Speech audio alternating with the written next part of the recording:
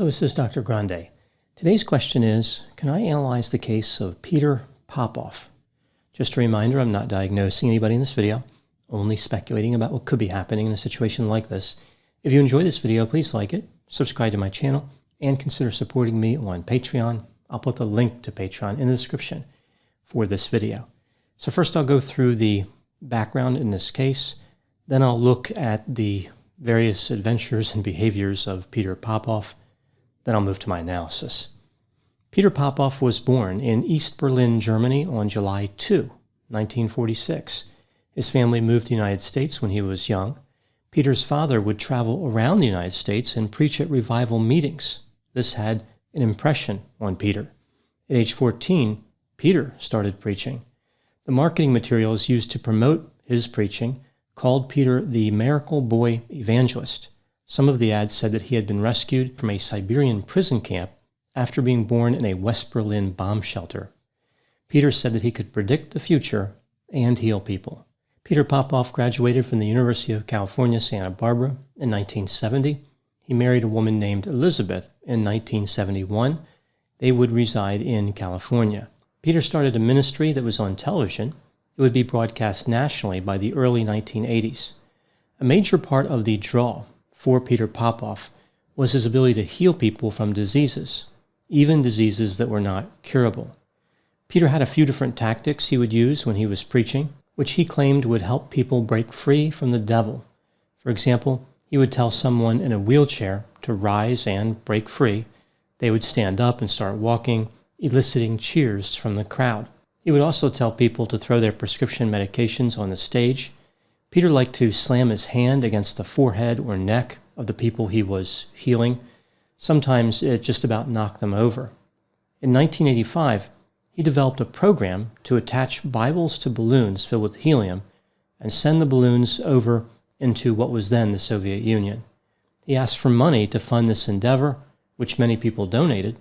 Then some people started to ask, whatever happened to that whole balloon Bible project? Peter pretended there was a burglary at the headquarters of his ministry to escape the consequences of their curiosity. He then started to raise money to help repair the damage sustained in the burglary that he staged. Peter started using a particular tactic during healing sermons, which started to attract even more attention. When he was talking to an audience at these sermons, he would call out a person's name. When that person identified themselves by raising their hand or saying something, or if somebody else pointed them out, he would walk over to that person and start talking to them. He knew what illness they wanted to have cured and other goals they had, in addition to their home address. People were amazed by this. They wondered how he did it. They thought God must have sent this information to Peter. Peter did claim that it was divine revelation. A group of skeptics, including James Randi, a well-known skeptic, thought they figured out what Peter was doing. They said that Peter was getting the information during these healing sermons through electronic transmission, not divine intervention. So they were saying that he had like an earpiece in, and his wife was transmitting him the information. Peter went on the defensive after denying the accusations. He called the critics tools of the devil. In 1986, James Randi and another man named Steve Shaw were able to demonstrate how Peter was pulling off the scam. They showed exactly how Peter's wife Elizabeth was using a wireless radio transmitter to send the information to Peter. The information was collected from prayer request cards that the audience had filled out in advance of the healing sermon. We see that Peter's helpers would read those cards, give that information to Elizabeth, and again, she sent it to Peter. So there was nothing divine about Peter's knowledge. It was simply collected from what the participants provided to him. In addition to figuring out the scam, Randi placed accomplices in the audience as Peter was preaching. One of the undercover audience members was a man who was dressed as a woman. Peter claimed that he cured that man of uterine cancer. Randi's video of Peter's scam was broadcast on The Tonight Show with Johnny Carson in 1986. It was disastrous for Peter Popoff. Initially, he denied the accusations, claiming that the whole video was fabricated and used an actress to impersonate his wife. Eventually, Peter changed his story as the evidence was undeniable. He now tried to claim that he had always been using wireless communication and just about everybody knew about it. It was only used to give him the name of people who needed special prayers. So he had kind of an excuse to explain why this information was being sent to him. They were special people, not ordinary people. There was another suggestion by somebody who worked for him that sometimes God really didn't help too much with particular healing sermons, so Peter Popoff had to step up and fill the void. He had to give God a hand to continue the healing. Peter Popoff would go bankrupt by September of 1987. It's reasonable to believe that this should have been the end of his televangelist career, but it was not. His best money-earning days were still to come. In 1998, Peter Popoff staged a comeback, actually earning more money than he had earned before his antics were exposed. Peter started selling miracle spring water in these plastic packets. He promoted the water and other products on infomercials. He said if people slept with the water for one night, drank it, prayed over the empty packet, and mailed it back to him with a donation, then all kinds of good things would happen to them. What actually happened was that he would send out more letters asking for even more in donations. Other than introducing the miracle spring water, Popoff made a few other changes in his strategy after his comeback. He declared himself to be a prophet, and in 2006, he merged his organization with a small church in Texas. This made his ministry tax-exempt. It was now a religious organization. The last year the ministry earnings would be reported was 2005. It earned over $23 million. Peter evidently made a lot of money even under his religious organization designation. For instance, he purchased a $4.5 million home in California in 2007. Now moving to my analysis. The story of Peter Popoff exemplifies how people can overlook obvious scams to maintain a fantasy. Peter promised his audience members and followers pretty much whatever he felt like they wanted. Let's take a look at a few of Peter's claims and behaviors. Peter claimed that he could heal any number of physical and mental health disorders. On the physical side, we see claims of curing cancer, arthritis, and all different types of pain. Many of the people he cured claimed that they could walk or stand up when before they had not been able to. It appears as though some of these people may have been working for Peter Popoff. On the mental health side, he claimed to have helped people overcome addiction, like to alcohol, heroin, or cocaine, as well as disorders like attention deficit hyperactivity disorder. Peter did not appear to be an advocate of people using medications. Rather, he believed they should keep buying his miracle spring water and only use that. In addition to physical and mental health healing, Peter started to claim that divine intervention facilitated by him could change someone's financial situation, outside of the obvious change of them losing money by giving it to Peter Popoff. His television broadcast would feature people giving testimonials about how the miracle spring water had debt-canceling power. This is an unusual marketing tactic for something that people could drink. Like people might expect a label in the front of a beverage to say, now with less sugar, or now with more flavor, or something like that, but not now with more debt-canceling power. Who would think a beverage would be able to cancel debt? It's just an unexpected kind of marketing ploy.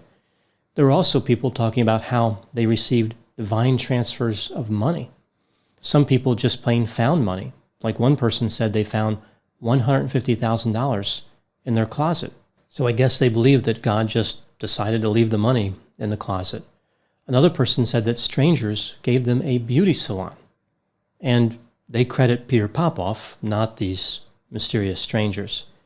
In looking at Peter's tactics, including letters he sent in the mail to potential donors, it looks like the financial reward piece became very important to his ministry.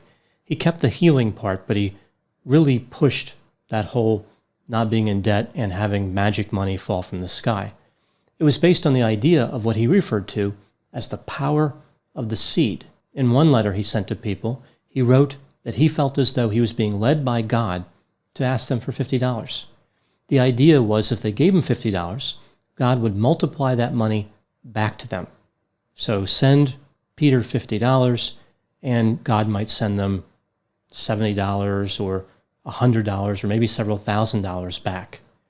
He wrote, the greater the sacrifice, the greater the blessing. At the bottom of the letter, there was a little area with places to put a check mark. One line might say, Prophet Popoff, I am sending $50 in obedience to you and God. So he kind of connected himself with God there. They weren't just obeying Prophet Popoff, they were obeying God. That's how he kind of sold the people into his scam. The next line would say, Prophet Popoff, I can help you with $40. So if somebody didn't have 50, they could send 40. It wasn't really much of a compromise. He was really looking for a certain amount of money, and he didn't want to deviate from that too much. The letter essentially mixed verses from Scripture with Popoff asking for money. So everything kind of led up to this commitment at the end where the person would send this money to him. Peter Popoff took advantage of people's desperation. They had severe financial problems and they saw no way out. And here you have Peter Popoff on television or in a letter saying God wants to fix all of their financial problems. Peter was leveraging their faith against them in order to separate them from what little money they had. I think in a way, Peter was also trying to exploit their greed, like people are giving him money not out of charity, but rather out of the expectation that they would get a lot more money in return. So he was leveraging greed so that he could get rich. In a way, it was a clever scam, much more nuanced than many other types of scams. I think another key part of Peter's success, if one wants to call it success, was his stage presence. This is what really got people fired up. As I mentioned, he walked around with his earpiece and he was fed information that would make people think he was getting a message from God. But it wasn't just that part that won people over. It was his charisma. He was energetic, confident, and bombastic. When he would put his hand on somebody's forehead or neck, he would proclaim they were healed and then quickly pull his hand back suddenly, as if he was electrocuted. Sometimes he even said that the people were shocked. There was this theatrical component to his behavior, this dramatic moving about, quickly and definitively declaring people healed. It was just that quick, really quite a simple design. He would often use references to burning. This was one of his favorite words. Burn the cancer out, burn the arthritis out. He told people to wave around canes and walkers because it burned the devil up. Did he really think that the devil can't handle fire? Wouldn't that be the one thing the devil would be relatively immune to, considering his living conditions in hell and all that? Peter Popoff should have told people he was burning the money in their pockets. At least that would have been closer to accurate. The last part I want to talk about with Peter Popoff is how much disrespect he had for people. His scam was painfully obvious, and even when he was caught, he essentially returned to the same tactics. He was convinced he could trick people even though they already knew that he was scamming them. And amazingly, he was right. He was telling people they were cured when they were not. He was telling people that they could give him money and they would get more back, which did not happen. Peter was self-centered. He didn't seem concerned with the feelings of other people, but he could appear superficially concerned, and that was enough to manipulate people. Like so many spiritual leaders that turn out to be frauds, Peter Popoff does teach an important lesson. Some people want to believe certain things are true, but they're open to the idea that their beliefs are incorrect. So they would learn from an encounter with somebody like Peter Popoff. Like when he was exposed, they wouldn't go back and give him more money.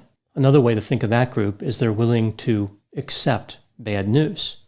A smaller group of people, those who fall for the lies of Peter Popoff even after it's clear what he's doing, they cannot accept bad news. Even painfully clear indications of fraud will fail to dissuade some people from believing what they need to believe in order to avoid pain. People like Peter Popoff do not need a large audience, just a small group of dedicated followers willing to keep sending him money. Peter Popoff realized that that group of people would always exist, and they were always vulnerable to his power. Those are my thoughts in the case of Peter Popoff. Please put any opinions and thoughts in the comments section. They always generate an interesting dialogue. As always, I hope you found my analysis of this topic to be interesting. Thanks for watching.